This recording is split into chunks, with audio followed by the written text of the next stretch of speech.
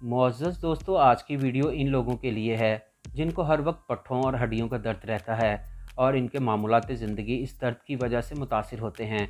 पट्ठों और हड्डियों का दर्द मुनासिब और ताकतवर खुराक के ज़रिए ही ख़त्म करना मुमकिन है। बादाम दोस्तों एक ऐसा फल है जिसमें कैल्शियम, मैग्नीशियम, कॉपर, विटामिन के, प्रोटीन और जिंक पाया जाता है, जो इंसानी सेहत के लिए किसी ख़जाने से कम नहीं। और खजूर इंसानी दिमाग और पट्ठों की ताकत के लिए बेहतरीन फल है।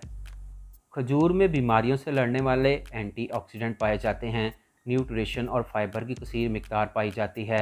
पट्ठों और हड्डियों के दर्द के लिए हम 200 ग्राम बादाम, 10 अदद खजूरें और 500 मिलीग्राम यानी आधा किलो दूध ले लेते हैं।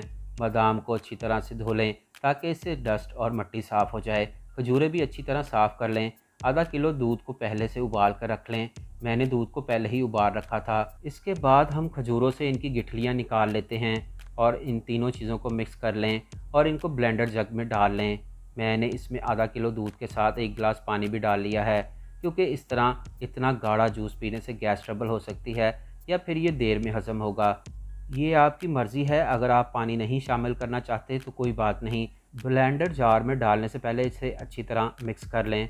ब्लेंडर जार में डालने के बाद 3 से 5 मिनट में आपका जूस बिल्कुल तैयार हो जाएगा। सिर्फ 3 दिन पीने से ही आपके पट्ठों और हड्डियों का दर्द काफ़ी हद तक कम हो जाएगा और इसके मुसलसल इस्तेमाल से आपका दर्द बिल्कुल ख़त्म भी हो सकता है।